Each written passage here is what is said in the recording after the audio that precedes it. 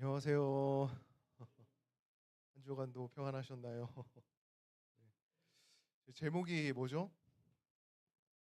자기를 비우신 하나님. 네. 이 낮아지심으로 나를 만나러 오신 하나님의 사랑을 오늘 이 말씀을 통해서 좀 더 우리의 마음속 깊이 스며 들어갔으면 좋겠습니다. 여러분 혹시 이런 영상 프로그램 혹시 아시나요? 한 기업의 한 큰 회장님이 갑자기 그 신분을 딱 숨기고 신입사원의 명찰을 차고 맨 밑바닥부터 딱 이렇게 시작하는 하나의 이렇게 프로그램입니다. 주방에서 이렇게 막 설거지를 하고 또 이렇게 짐을 이렇게 나르고 또 이렇게 화장실 청소를 하면서 고참에 이렇게 막 혼내켜요. "너 그것밖에 너는 왜 못하냐." 근데 그 직원은 꿈에도 모르죠. 자기가 그 구박하고 있는 사람이 이 회사의 주인이라는 사실요. 제가 그 언더커버 그 보스라는 그 책을 통해서 한번 이것을 봤는데요. 거기에서 딱 기억나는 한 장면이 딱 있더라고요. 예. 그 미국의 한 그 대형 그 배관을 관리하는 그 하수구 청소하는 그 업체의 그 대표 사장이 자기의 그 신분을 숨기고 신입사원으로 들어와 가지고 현장에서 일을 합니다. 어떤 일을 했냐면은 이 하수구 그 배관 청소를 하다 보니까 이게 그 주차장 그 밑에 있는 오수관 있잖아요. 거기를 이렇게 청소하거나 아니면 막힌 그런 변기나 그 하수구를 이렇게 뚫는 그런 일을 했어요.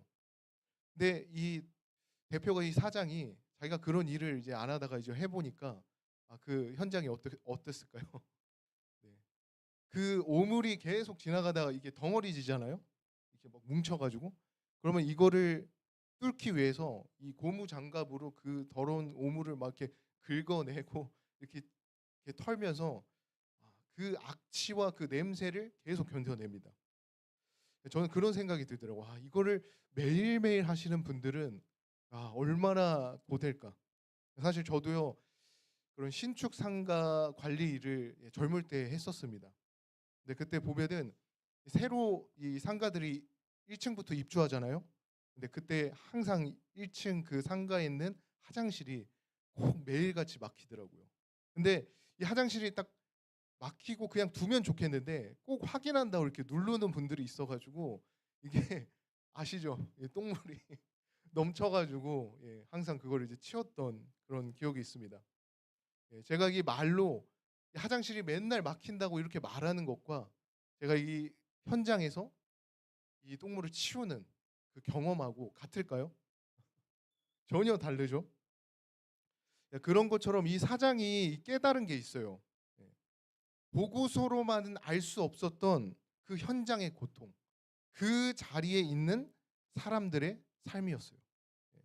그 체험이 이 프로그램에서 이 체험이 딱 끝나고 나서 이 사장이 단지 "수고했습니다."라고만 하고 끝나지 않고 직원들의 그 처우를 바꾸고 환경을 개선하고 그들의 이야기를 좀 더 기울였습니다.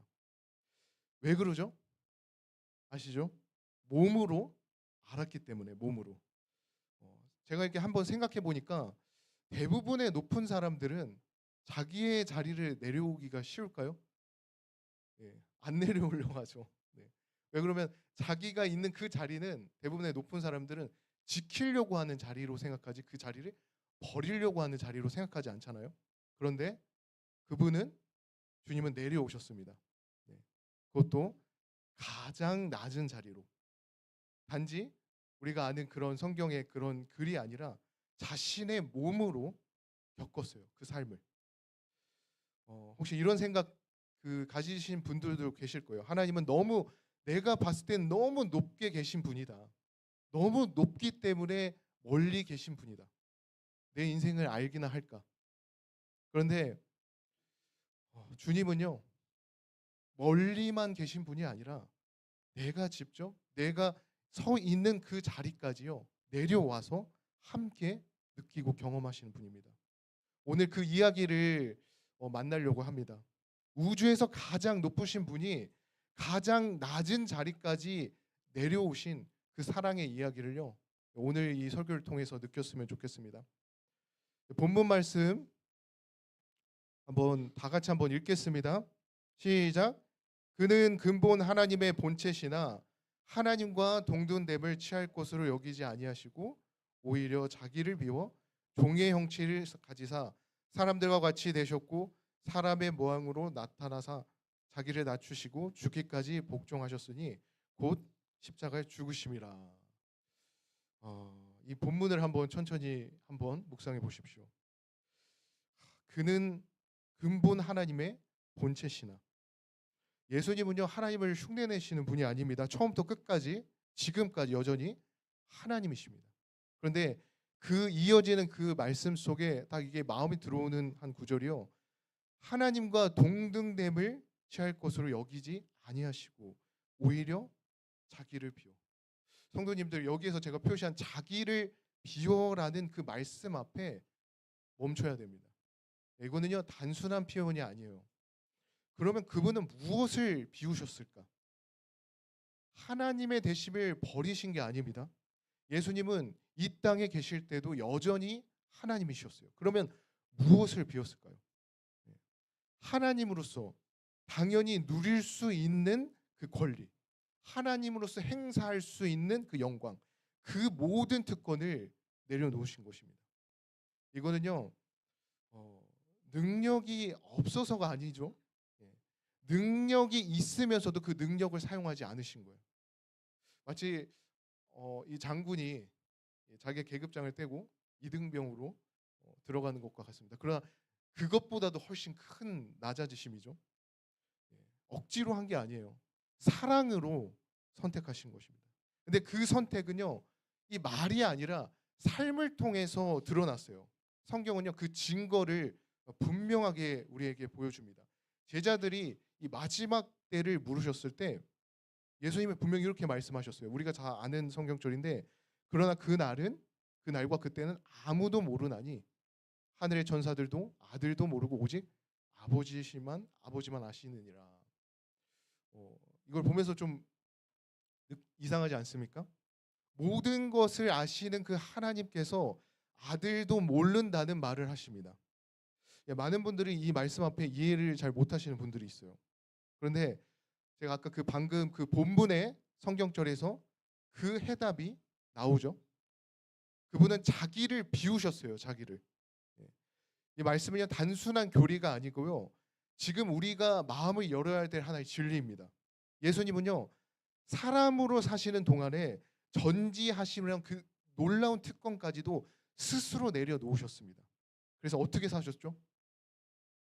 아버지께서 알려주시는 것만 아시고 아버지가 주시는 힘으로 사시고 아버지가 하시라는 것만 하셨어요. 예. 이것을 우리가 놓치면 안 됩니다. 예수님은요 우리와 전혀 다른 조건에서 사시는 그 분이 아니에요. 우리와 같은 자리에서 같은 의존 속에서 사셨습니다. 예. 못 아신 게 아니에요. 이걸 못 아신 게 아닙니다. 능력이 없었던 것도 아니에요. 알 권리마저도 스스로 내려놓으신 것입니다. 이것이 뭐죠? 이것이 비우심입니다. 비우심. 이것이 우리가 반드시 깨달아야 될 낮아지심의 깊이입니다. 여기 시대의 소망에 이런 말이 있습니다. 49페이지에 아담이 에덴에서 죄를 짓지 아니했을 때라도 하나님의 아들이 인성을 취하는 것은 거의 무한한 굴욕이 되었을 것이다. 그런데 예수께서 인류가 4,000년간 죄로 말미암아 연약하여질 때에 인성을 취하셨다. 그는 아담의 모든 자녀들과 같이 유전 법칙이 끼쳐온 결과를 받으셨다. 이러한 결과가 어떠하였는지는 예수의 육신의 조상들의 역사 가운데 드러나 있다. 그는 이러한 유전을 지니고 우리의 슬픔과 시험을 당하시고 우리에게 죄 없는 생애의 모본을 주시기 위하여 오셨다. 이걸 보면서 가장 좋았던 그 상태의 인간이 되는 것조차도 그분에게는 거의 무한한 낮아지심인 것입니다. 그런데 그분은 거기에서 멈추지 않죠. 여기 나온 것처럼 4,000년 동안에 이 죄로 병들고 깨어지고 쇠약해진 그 인류의 가장 낮은 자리로 들어가셨어요. 그러니까 가장 깨끗한 옷을 입은 것이 아니라 가장 해지고 더러운 옷을 입으셨습니다. 왜 그러셨을까요? 왜? 바로 그 자리에, 그 가장 낮은 자리에 누가 있기 때문이죠? 내가 있기 때문입니다. 우리가 있기 때문에. 그래서 그분은요, 우리보다 위에서 부리지 않고 우리보다 더 아래로 내려오셔서 우리를 끌어안으셨습니다. 이 진리가 우리의 마음에 다시 한번 깊이 새겨졌으면 좋겠습니다. 사랑의 크기는요, 얼마나 내가 높이 올라가냐가 정해지는 것이 아니라 얼마나 깊이 내려가냐가 사랑의 크기입니다. 그분은 우주에서 가장 높은 곳에 계셨지만요, 가장 낮은 자리에 내려오셨습니다. 그리고 지금 이 순간에도요, 성령이 우리의 그 마음 가운데 임하셔서 그 사랑이 여전히 우리를 경험하게 하십니다. 근데 이것이 바로 우리를 향한 사랑의 깊이라는 것을 느꼈으면 좋겠습니다. 그런데 한 가지 질문이 또 이렇게 생길 때가 있어요. 그분은 왜 이렇게까지, 왜 내려오셨어야 됐을까? 저 높은 곳에서 단지 그냥 우리를 사랑한다, 사랑한다라고 말씀만 할 수 있을 수 있잖아요. 그런데 왜 내려오셨을까? 여러분 한번 이 생각을 해보십시오. 어, 아기에게 말을 걸어본다고 생각해 보시죠. 어른이 그 아기에게 자기의 언어로 또박또박 설명을 합니다. 그 말을 아기가 알아들을까요? 잘 알아듣지 못하죠. 네, 저도 그렇습니다. 아기에게 아무리 말을 해도 아직 알아듣지 못합니다. 그런데 그 부모는 어떻게 하죠? 이 그림처럼 그 아버지가 이렇게 무릎을 꿇죠. 그리고 바닥에 몸을 낮춥니다. 그리고 아이의 그 눈높이로 자신을 맞추면서 어, 아이 앞에 전혀 다른 표정과 모습으로 언어로 그 아이의 방식으로 말을 합니다. 어떤 식으로 말할까요? 아이에게 부모님들은 다 해봤을 거라고 생각이 듭니다. 네. 저는 이게 그 체면을 내리는 거라고 생각하지 않습니다. 사랑이 만들어낸 하나의 모습이라고 생각이 들어요. 사랑은요 언제나 내려갑니다. 그리고 사랑은 언제나 상대방의 그 눈높이로 자신을 말합니다. 하나님이 하시는 일이 바로 이런 일이었어요. 우리가 그 하늘의 언어를 알지 못하니까 하나님께서 우리에게 내려오셨습니다. 무릎을 꿇으시듯 우리의 자리에 내려오셔서 자신을 낮추면서 사람의 그 몸, 사람의 육신이라는 그 몸의 그 눈높이로 사람들의 그 말로 언어로 우리에게 말씀하신 것입니다. 그러니까 이 모습을요 놓치지 않았으면 좋겠습니다. 그렇게 우리의 그 눈높이로 그분께서 어떻게 사셨는지 그 단 한 문장으로 우리가 좀 더 와닿았으면 좋겠습니다. 사도행전 10장 38절에 이런 말이 있습니다. 하나님이 나사렛 예수에게 성령과 능력의 기름 붓듯 하셨음에 그가 두루 다니며 선한 일을 행하시고 마귀에게 눌린 모든 사람을 고쳐셨으니 이는 하나님이 함께 하셨습니다. 여기 그러죠. 하나님이 나사렛 예수에게 성령과 능력을 기름 붓게 하셨습니다. 그 결과가 어땠죠? 그분의 삶은요. 이 한 문장으로 요약되죠. 이 줄쳐 이렇게 두루 다니시며 선한 일을 행하시고 지금 우리에게 이 보여주는 이 성경절이요. 예수님의 그 삶의 방식입니다. 그분은요. 어떤 그 화려한 왕국에 머물지 않고 사람들이 그 외면하는 그 골목길로 먼저 들어가신 분이에요. 어떠한 그 잔치집이 아니라 눈물이 있는 그 자리에 더 오래 머무셨고 어떻게 했죠? 나병 환자의 또 손도 만져주시고 그분의 발등이 어땠을까요? 저는 항상 그 어려운 사람들을 돌아다니는 그분의 발등이 먼지가 잔뜩 쌓여 있을 거라고 생각이 듭니다. 그리고 그분은 그 무리를 보시면서 눈물을 흘렸을 거예요. 이것이 하나님이 사람을 만나는 방식입니다. 이 복음 교역자에 더 분명하게 이렇게 나오더라고요. 그리스도의 방법만이 사람들을 접근함에 있어 참으로 성공하게 할 것이다. 그분은 인간의 행복을 원하시기 때문에 인간들과 교제하셨다. 그분은 인간에게 동정을 베푸시고 사람들의 필요를 도우셨으며 그들의 신임을 얻으셨다. 그 후 그들에게 나를 쫓으라고 명하셨다. 이 내용을 한번 쭉 길게 관심 있으시면 좀 더 읽었으면 좋겠습니다. 이 길은요 정말 분명하게 말을 합니다. 사람을 살리는 데는 다른 길에 있지 않습니다. 그리스도의 방법에 있어요. 뭐 한 거죠? 곧 그 사람들의 곁에 다가가서 함께 하는 것만이 참된 그 변화를 일으킵니다. 이 지점이요, 정말 중요해요. 근데 이 이야기가 단지 과거에 그냥 써진 글의 이야기일까요? 저는요, 지금 이 순간에도 이 말씀처럼 그 동일한 방식으로 성령께서 우리의 곁에서 일한다고 확신합니다. 그분은요, 멀리 계셔서 우리에게 말하시는 분이 아니라 제가 아까 말했듯이 우리의 삶의 그 골목골목마다 들어오시는 분입니다. 우리의 그 눈높이에 맞추셔서 내가 알아들을 수 있는 방법으로 성령을 통해서 말씀하십니다. 어떻게 말씀하시죠? 때로는 이런 성경 이런 구절 한 구절로, 또는 누군가의 그 말 한마디로, 또는 전화 통화 한 통화로, 또는 설교를 통해서, 때로는 이유 없이 내 마음속에 이 뜨거운 감정으로 조용하게 분명하게 성령께서 말씀하십니다. 그렇지 않습니까? 그런 경험을 우리가 다 한 번 정도는 가졌을 거라고 생각합니다. 그 순간들을, 지나온 순간들을 한번 생각해 보십시오. 내가 가장 그 외로웠던 그 자리에, 내가 가장 정말 힘들고 그 어두웠던 그 순간마다 이미 그분은 와 계셨어요. 우리의 그 내 마음속의 그 골목 하나마다 하나님께서 함께 하셨습니다.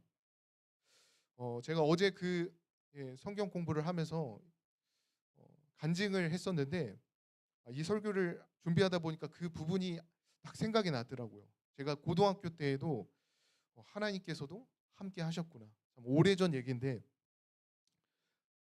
그 경험을 통해서도 하나님은 꼭 특별할 때만 우리 함께 하는 것이 아니라 우리의 그 가장 작은 순간에도 우리와 함께 한다는 그 사실이에요. 저에게도 그것을 정말 깊이 느꼈던 하나의 경험이 있습니다.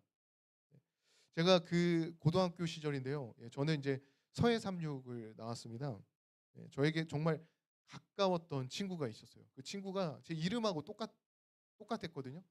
민규라고 했었는데, 정말 이게 많은 시간을 보내다 보니까, 그렇죠. 친구라는 게 굳이 말하지 않아도 너무 가까우면 그 친구가 뭐라고 말하는지도 대충 알잖아요. 예. 근데 참 이게 시간이 지나면요, 사소한 그런 틈이라는 오해가 생길 때가 있더라고요. 예. 근데 그거를 풀어야 되는데 점점점 쌓이다 보니까 이게 서로를 피할 정도까지 가게 되더라고요. 근데 그때까지 딱 가니까 얼굴을 참 보는 것도 불편하고, 참 마음 한편에는 그 서운함과 그런 상처가 남아 있다 보니까 이 학생 때지만은 이 분노가 올라오더라고요. 이 친구를 보면서. 참. 근데 그 시간 속에서 제가 이렇게 기도를 막 했던 기억이 있습니다. 예. 근데 기도할 때마다 제 마음속에 이 한 마음이 하나씩 올라와요. 뭐라고 할까요? 하나님께서는. 그런 상황에서 기도할 때마다 나에게 뭐라고 하실까요? 네. 원수를 사랑하라고 하시겠죠? 또는 아니면은 어 용서하라. 네, 저에게는 그랬어요. 용서하라. 너가 먼저 화목하라. 용서하라, 화목하라. 근데 말씀은 분명했지만은 제 마음이 그때 사실 쉽게 따라가지 못했습니다.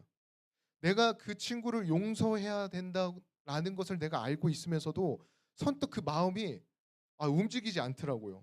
근데 그때 제가 하나 딱 깨달았던 게, 사람의 그 마음이라는 게 생각보다 쉽게 변하지 않구나. 네. 내가 하나님의 뜻을 알고 있으면서도 내가 그 뜻대로 살려고 하는 것과 그렇지 않는 건 또 다른 문제구나 라는 사실을 제가 알게 됐습니다. 그런데 이렇게 하고 끝났으면 아무 의미가 없겠죠. 그런데 예상치 못한 일이 생겼어요. 네. 제가 그 기차표를, 보통 이제 학교를 갈 때 기차표를 집에 갈 때는 한 달 전에 끊거든요. 제가 분명히 오래전에 그 기차표를 끊고 이제 기차를 탔는데, 우연히 보니까 옆자리에 그 친구가 앉아 있는 거예요. 미리 이 친구하고 약속한 것도 아니고 일부러 만난 것도 아닌데, 이 친구도 표를 끊었다고 하더라고요. 근데 내 옆자리에 앉은 걸 보고 참 놀랐습니다. 이게 확률상 일어날 수 있는 일일까요? 저는 한 달 전에 끊었고 이 친구는 한 3일 전에 끊었습니다. 네, 참 놀라웠죠. 근데 제 마음이 어땠을까요? 앉기 싫었습니다. 어색했고 참 피하고 싶었어요, 그 순간을. 아, 근데 이게 이동하면서 1시간이 넘는 거리를 앉아서 가는데 정말 불편했어요. 어떻게 했을까요? 네, 그래도 대화를 나눴습니다. 조심스럽게 말을 건네면서 나누게 됐는데 그 대화를 다 얘기할 수는 없지만은 그 대화를 통해서 제가 알지 못했던 친구의 입장을 다시 한번 알게 됐어요. 내가 붙잡고 있었던 내 이 감정이 얼마나 내가 제한된 그 시선에서 비롯된 것이구나라는 걸 그때 느꼈어요. 그리고 무엇보다도 참 제 그 마음에 풀리지 않았던 그런 감정들 있잖아요. 그런 것들이 조금씩 열리고 있다는 것을 느끼게 됐습니다. 이게 저의 노력일까요? 제가 노력해서 이렇게 된 걸까요? 아니죠. 제가 억지로 만들어낸 감정일까요? 아니죠. 네. 그 기차 안에서 하나님께서 뭐 하신 거죠? 제 마음을 만지고 계셨던 겁니다. 근데 제가 그때 알았던 게 하나님은요 아주 특별한 자리만 역사하시는 게 아닙니다. 아주 작은 우리의 그 일상 속에서도 조용히 일하고 계신다는 거예요. 돌이키면은 그 자리가 나를 변화시키기 위해 하나님께서 준비한 자리였구나. 제가 그래서 그 이후에 확신을 하나 갖게 된 게 하나님은요 우리의 큰 문제뿐만 아니라 우리의 그 작은 감정, 우리의 작은 관계, 그런 작은 순간까지도요 놓치지 않고 함께 하신다는 것입니다. 그리고 그분은 지금 이 순간에도요 나의 자리까지 내려오셔서 우리의 삶 속에 뭐 하시죠? 동일하게 함께 일하고 계신다는 것입니다. 믿습니까? 예, 여기 그 정로의 계단에 이런 말이 있습니다. 하나님의 마음은 죽음보다도 강한 사랑으로서 이 세상의 당신의 자녀들을 극진히 사모한다. 그는 당신의 아들을 주심으로써 온 하늘을 선물로 우리에게 주셨다. 구세주의 생애와 사망과 중보, 천사들의 봉사, 성신의 탄원, 만사를 통하여 역사하시는 하늘의 아버지, 하늘 주민들의 끊임없는 흥미, 이 모든 것이 인류를 구속을 위하여 동원되었다. 저 이걸 보면서 하나님의 아들을 보내실 때 조금만 주신 건가요? 아니죠. 남김없이 주셨잖아요. 남김없이. 온 하늘을 우리에게 쏟아 주셨어요. 왜죠? 그 대상이 누굽니까? 우리이기 때문이에요. 우리이기 때문에. 우리 한 사람을 위해서 남김없이 주셨어요. 그 사랑을 계산하지도 않고요. 그 은혜를 조금만 떼서 주신 게 아니라 전부를 주신 겁니다. 이것이 뭡니까? 이것이 하나님의 사랑이에요. 하나님의 사랑. 근데 지금도요. 이 사랑은요. 줄어들지 않습니다. 여전히 우리를 향해서 쏟아지고 있습니다. 그 사랑은요. 나의 마음을 깨닫게 하여. 아까 그것처럼. 네. 누구를 위한 사랑이죠? 나를 위한 사랑이에요. 여기 그 기본교리 4장에 있는 내용인데요. 제가 지난 시간에 참 하나님과 참 사랑의 그분을 제가 말을 했다면은 이 부분을 좀 더 우리가 좀 더 생각을 했으면 좋겠습니다. 제가 한번 읽겠습니다. 그분은 자기가 시험을 받아 고난을 당하셨은즉 시험 받는 자들을 능히 도우실 수 있다. 그분은 모든 일에 우리와 한결같이 시험을 받는 자이시기에 연약함에 대해 동정하시는 분이시다. 이 말씀이 와닿습니까? 느끼시는 분은 느끼실 거라고 생각합니다. 이 말씀 가운데 시험을 받아 고난을 당하셨다는 그 구절이요. 왜 내 마음을 붙드시는지 아십니까? 그분은 우리의 삶을 단지 이해하는 정도가 아니라 이미 지나오신 분이라는 거예요. 그분은 배고픔을 압니다. 왜 그러죠? 40일을 굶으셨기 때문에. 그분은 또 배신의 고통을 또 아십니다. 가까운 제자에게 입맞춤에 배신을 당했기 때문에. 그리고 오해와 서러움을 아십니다. 왜 그러죠? 가족들조차도 이해받지 못했기 때문에. 성도님들, 우리가 그 흘리는 그 눈물들, 그 고통들, 그분에게 결코 낯선 것들이 아닙니다. 지금 이 순간에도요, 주님은 증거하고 계세요. 그 모든 순간은 주님께서 이미 걸어가신 길입니다. 그래서 그분은 우리에게 무엇을 하라고 말로만 하시는 분이 아니라 먼저 그 길을 걸으시고 그 자리에 우리를 먼저 만나시는 분입니다. 그렇기 때문에 그분의 삶은 단순한 이야기가 아니라 우리가 따라 살아갈 수 있는 살아있는 모본이 되는 거예요. 그리고 제가 이 지점이 정말 주님의 시선을 우리가 다시 한번 가졌으면 좋겠습니다. 왜 이 길을 사셨는지, 그 생의 목적이 무엇이었는지. 구절 선지자의 이런 말이 있습니다. 함께 한번 읽겠습니다. 시작. 참 교육의 목적은 마음속에 하나님의 형상을 회복시키는 것이다. 인류를 위한 구원의 계획이 세워지고 유해의 생명이 허락된 것은 이것을 회복하기 위함이었다. 이 말씀을 믿습니까? 예수님은요, 우리만 구원하시고 떠나시려고 하시는 분이 아닙니다. 우리가 어떻게 살아야 하는지 몸소 보여주시는 분이라는 걸 우리가 알았으면 좋겠습니다. 예수님이 보여주신 그 낮아지심, 그리고 섬기는 법, 그리고 끝까지 우리를 사랑하는 그 법, 그분의 삶 전체가 우리를 위한 살아있는 교과서입니다. 이 낮아지심은요, 단지 그냥 왔다 가는 그냥 여행이 아니에요. 부활하신 예수님께서 그 하늘로 올라가실 때 사람의 그 몸만 버리고 그냥 올라가셨을까요? 아닙니다. 그분은요, 지금도 그리고 영원히 우리와 같은 그 인성을 가지시고 여전히 우리를 위해 계시는 분입니다. 하나님께서는요, 우리에게 그 보여주신 그 가까워 주신 그 사건을 되돌리지 않습니다. 그분은 여전히 우리의 편에 계시고 여전히 우리를 그 이해하는 그 자리에서 우리를 위해서 일하고 계십니다.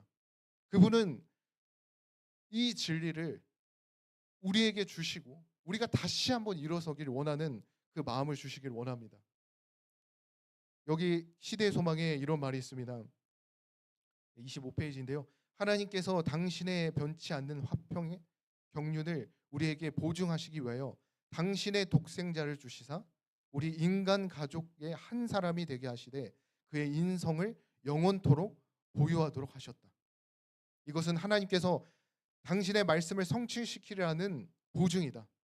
하나님께서 당신의 아들이 인성을 취하게 하시고 그 인성을 취하신 아들의 가장 높은 하늘로 옮기셨다. 우주의 보좌에 함께 앉으신 분은 인자이시다. 그 이름이 기묘자라, 모사라, 전능하신 하나님이라, 영존하시는 아버지라, 평강의 왕이라고 불리우실 분은 바로 인자이시다. 지금 이 순간에 하늘에 계신 그분은 뭘 가지셨습니까? 우리와 같은 인성을 가지신 분이에요. 그분의 손에는 뭐가 남아있죠? 여전히 못자국이 남아있어요. 여러분, 이것이 무엇을 말해주는 것입니까? 우리를 단지 구원하시기 위해 단지 사람이 잠깐 되고 가시는 분입니까?